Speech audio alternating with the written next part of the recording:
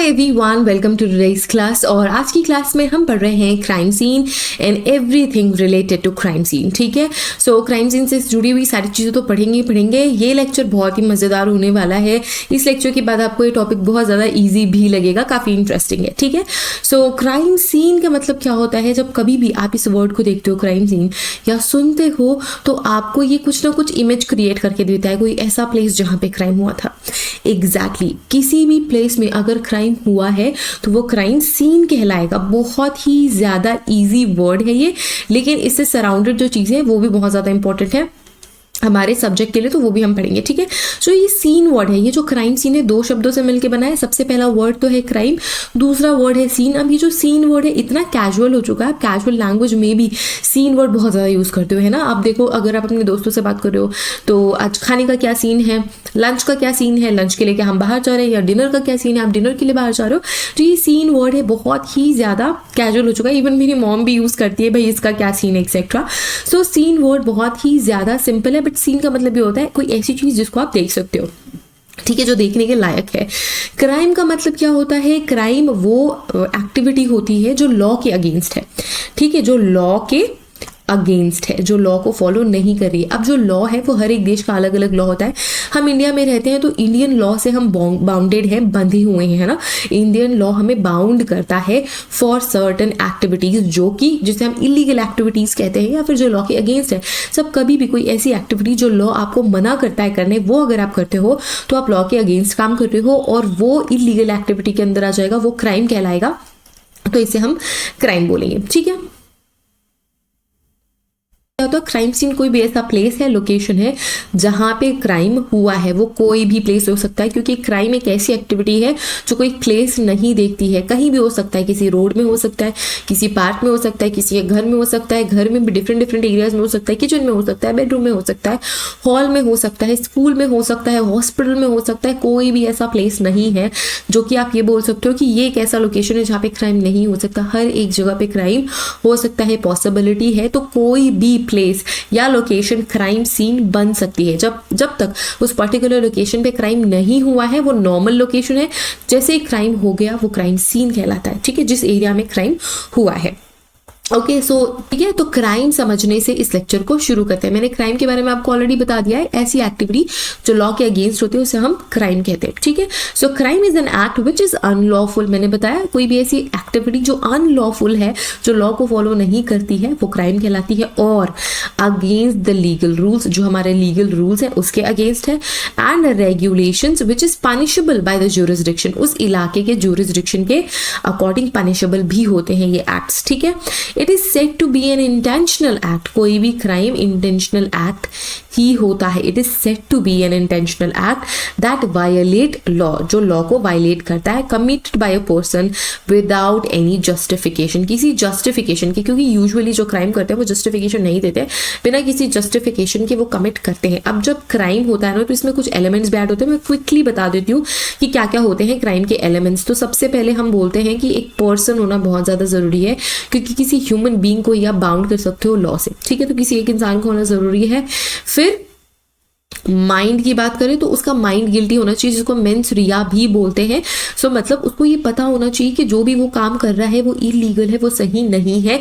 वो माइंड से सही होना चाहिए। मतलब अगर कोई ऐसा पर्सन है जो सोच समझ ढंग से नहीं पाता, जो मेंटली इल है, जिसको ये नहीं पता है कि वो जो एक्ट कर रहा है वो क्रिमिनल एक्ट है, तब उसको छूट मिलेगी, क्राइम की सजा उसको मिलेगी, लेकिन उसको कुछ छूट जरूर मिलेगी, क्योंकि वो मेंटली इल है, मेंटली स्टेबल नहीं है। पर कोई ऐसा पर्सन जो मेंटली स्टेबल है, उसके बाद भी वो कोई ऐसा कदम उठा रहा है, तो मतलब वो माइंड से भी गिल्टी है, मतलब वो सोच समझ के कदम उठा रहा है। ठीक है, इसके बाद गिल्टी एक्ट हम बोलते हैं। ठीक है, एक्ट अगर उसका माइंड गिल्टी, उसने सोच लिया कि मुझे किसी को मारना है और उसने वो काम भी कर दिया उसे मारने के लिए, तो उसका एक्शन भी गिल्टी एक्शन होता है। मतलब उसने अपने काम को एग्जीक्यूट करने के लिए, लेट्स से किसी का मर्डर करने के लिए गोली चलाई। ठीक है, उसके बाद आती है इंजरी। तो ये चार इंपॉर्टेंट चीजें हैं जो एलिमेंट्स ऑफ क्राइम के अंदर आती हैं। ये सारी चीजें इकट्ठे जब मिलती है तब हम किसी भी एक्ट को क्राइम बोलेंगे जो कि लॉ के अगेंस्ट है। समझ में आ गया? क्विकली हमने एलिमेंट्स ऑफ क्राइम भी पढ़ लिया। अब हम पढ़ेंगे क्राइम सीन के बारे में। A crime scene is any physical scene, कोई भी ऐसा सीन जो फिजिकल सीन है। देखो, डिजिटल स्पेस में भी क्राइम होते हैं और डिजिटल क्राइम्स भी बहुत सारे अलग अलग हैं, बट अभी हम फिजिकल सीन की बात कर रहे हैं। ठीक है, a crime scene is any physical scene anywhere. वही मैंने बोला कि क्राइम सीन कोई भी लोकेशन हो सकता है that may provide potential evidence, और जो क्राइम सीन होता है वो सबसे ज़्यादा एविडेंस आपको प्रोवाइड करता है, पोटेंशियल एविडेंस। आप उस प्लेस पे पहुंच के जब एविडेंसेस कलेक्ट करते हो, आप पूरा का पूरा क्राइम सीन समझ सकते हो और ये भी पता लगा सकते हो कि किसने ये क्राइम किया है। ठीक है, जो इन्वेस्टिगेटर है वो क्राइम सीन पे पोटेंशियल एविडेंसेस कलेक्ट करता है, और क्राइम सीन कहीं पे भी हो सकता है, कोई भी ऐसा प्लेस जहाँ पे क्राइम हुआ उसको हम सिंपली क्राइम सीन बोलते हैं। Now it may include a persons body, any type of building, vehicle, place in the open air and objects found at those locations।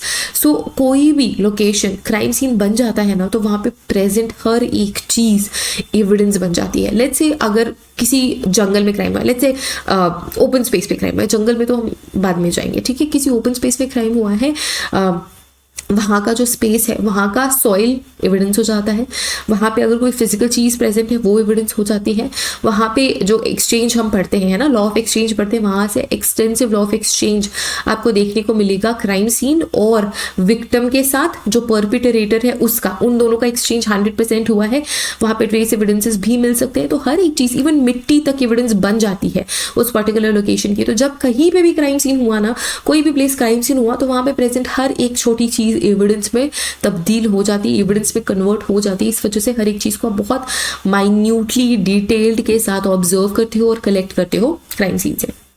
Crime scene examination therefore refers to an examination where forensic and scientific techniques are used to preserve and gather physical evidence of a crime। इसी वजह से हम सारी information gather करते हैं, crime scene को record करते हैं, नोट्स बनाते हैं, डॉक्यूमेंट करते हैं, ताकि कोई भी चीज़ हमसे मिस ना हो, क्योंकि हम ये पता लगाना चाहते हैं कि ये क्राइम किसने किया है।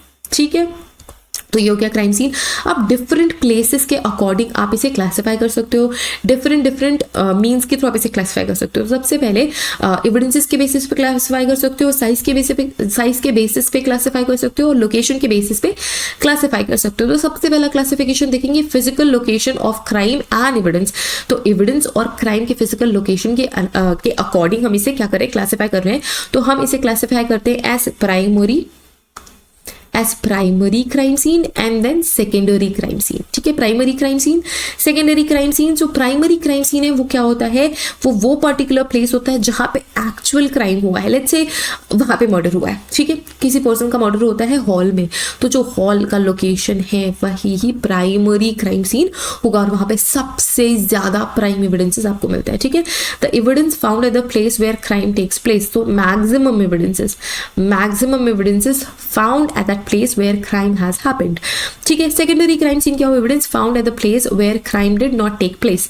लेट्स से मर्डर हुआ हॉल में, अब उस बॉडी को छुपाने के लिए क्या किया गया, उस बॉडी को उठा के कहाँ रख दिया, मैंने गाड़ी की अपनी बूट पे रख दिया, डिक्की में रख दी, गाड़ी के डिक्की में मैंने रख दिया।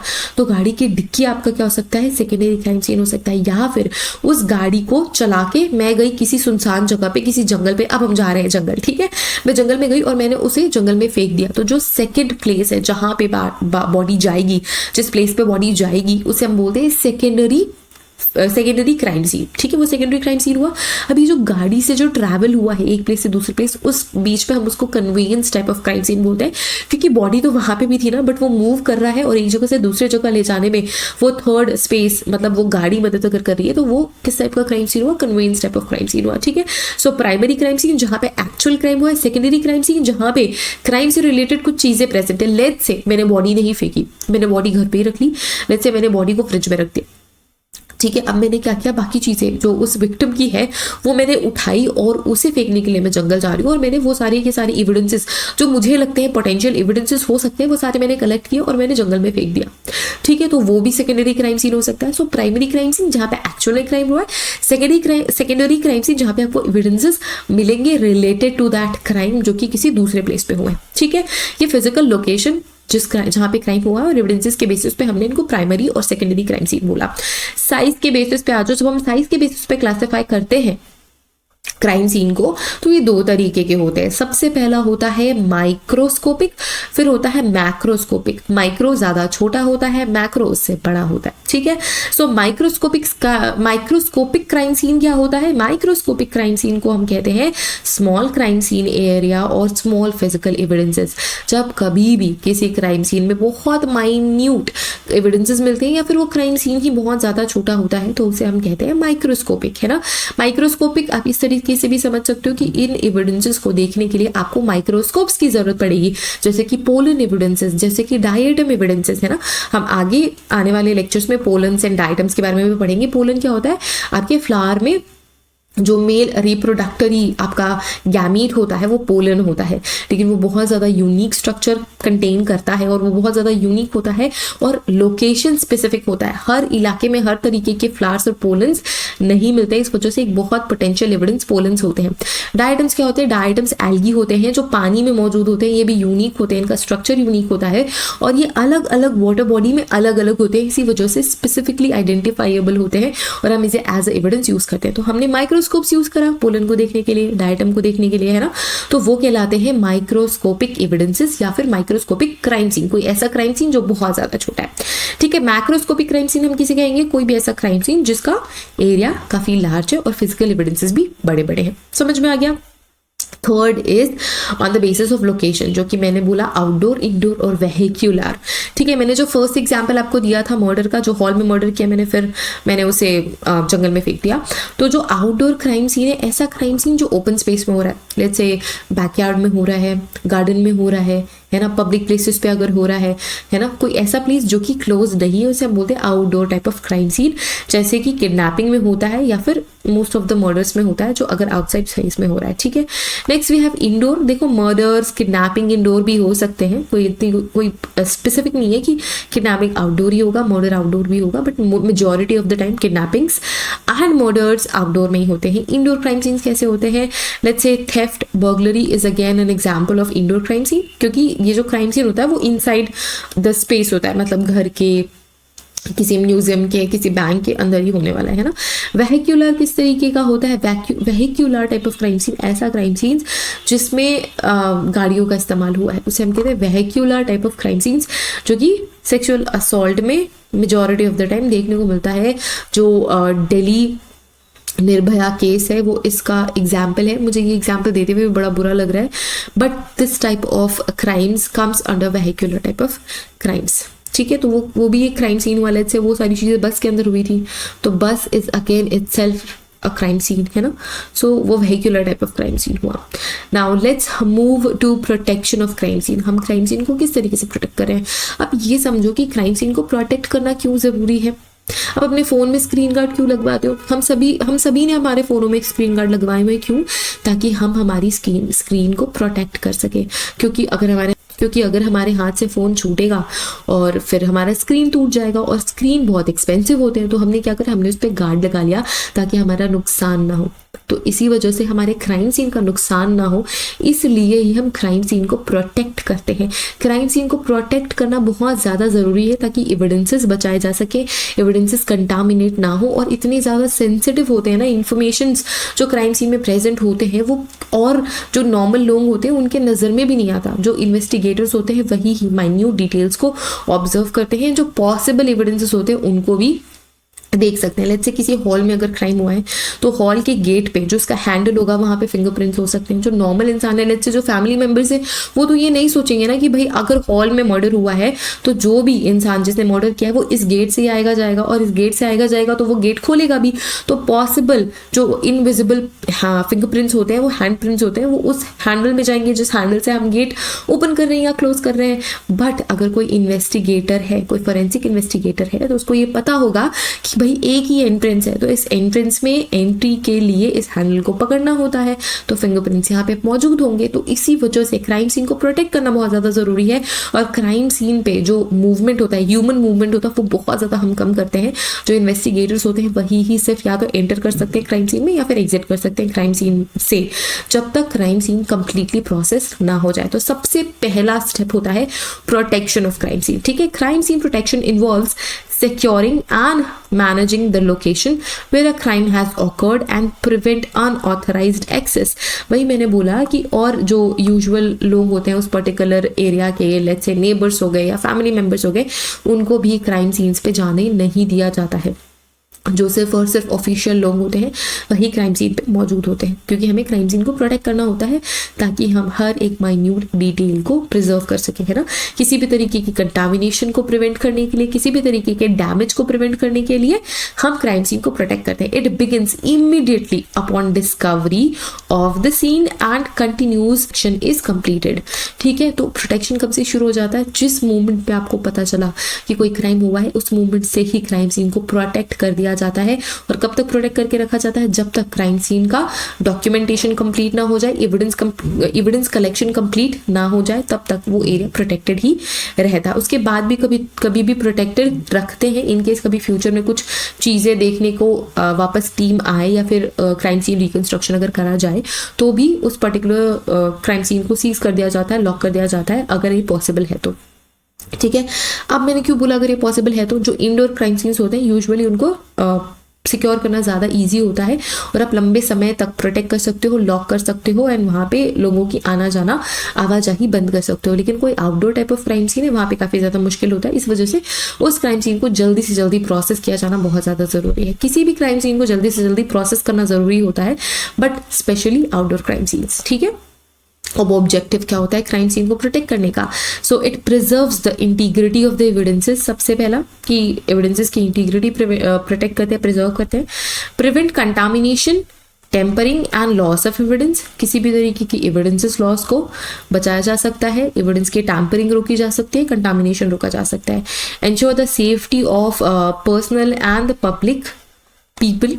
ठीक है, maintain a clear and accurate record to all activities at the same. ठीक है, और हमें सारे के सारे मूवमेंट्स को एक्यूरेटली क्लियरली रिकॉर्ड करना होता है। ठीक है, now we have some steps in crime scene protection कि किस तरीके से क्राइम सीन को प्रोटेक्ट करते हो। तो सबसे पहला इनिशियल रिस्पॉन्स एंड असेसमेंट। ठीक है, द फर्स्ट रिस्पॉन्डिंग ऑफिसर जिसे हम FRO या फिर IO कहते हैं, जिसे हम इन्वेस्टिगेटिंग ऑफिसर भी कहते हैं, this is IO investigating officer.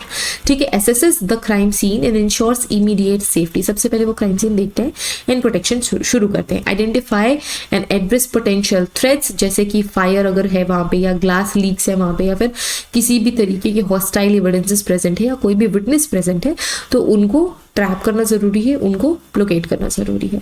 It provide medical aid to victim without disturbing the evidence.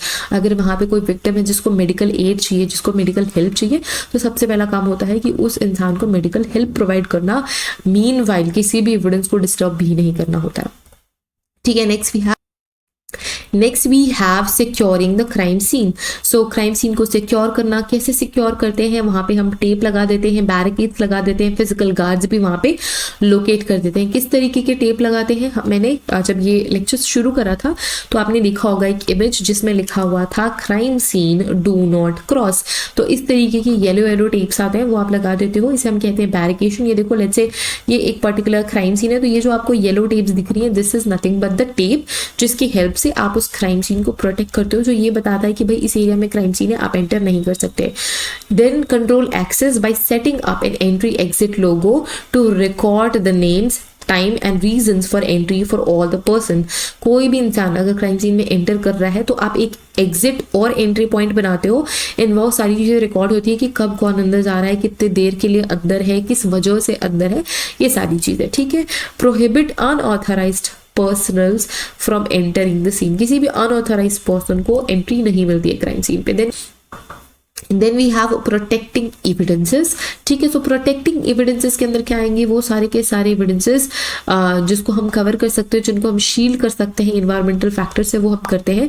अगर आउटडोर क्राइम सीन है, जैसे कि रेन से हमें शील्ड करना होता है, तो वहाँ पे प्लास्टिक से लगाए जाते हैं। अगर हमें विंड से प्रोटेक्ट करना है या फिर सनलाइट से प्रोटेक्ट करना है, तो हम क्या करते हैं? उनकी इनिशियल कवरिंग करते हैं। ठीक है, टेंट्स यूज करे जाते हैं, ट्रैप्स यूज करे जाते हैं, different type of protective evidences use करे जाते हैं ताकि हम फिजिकल एविडेंसेस को प्रोटेक्ट कर सके। Avoid moving and handling evidences unnecessarily. किसी भी एविडेंस को या किसी भी ऑब्जेक्ट को बिना किसी काम के मूव करना प्रोहिबिटेड होता है। ठीक है, इसके बाद हम क्या करते हैं, जोन्स एस्टैब्लिश करते हैं ताकि बेटर वे में एविडेंस कलेक्शन हो सके। हम किस तरीके से एविडेंसेस कलेक्ट करेंगे आगे की स्लाइड में आप देखोगे, बट एविडेंसेस कलेक्ट करने के लिए भी हम जोन्स बनाते हैं, जोन्स क्रिएट कर देते हैं। ऐसे जोन्स जहाँ पे सबसे ज्यादा एविडेंसेस मिलने की पॉसिबिलिटी होती है उनको हम बोलते हैं हॉट जोन्स, है ना। The area where the crime occurred in evidence is concentrated. इस एरिया में, जिस भी एरिया में क्राइम होता है ना, जहाँ पे एक्चुअल क्राइम हुआ है, वहां पे सबसे ज्यादा कॉन्सेंट्रेशन में एविडेंसेस होते हैं, तो इसे हम कहते हैं हॉट जोन। फिर होते हैं वार्म जोन्स, ऐसे जोन्स या बफर एरिया जहां पे कोई इंपॉर्टेंट चीजें रखी हुई है जिसको उस परपिटरेटर ने या क्रिमिनल ने टच किया होगा। ठीक है, then we have cold zones. ये ऐसे एरियाज होते हैं जहां पे आपको हो सकता है एविडेंसेस मिले या नहीं भी मिल सकते हैं। ठीक है,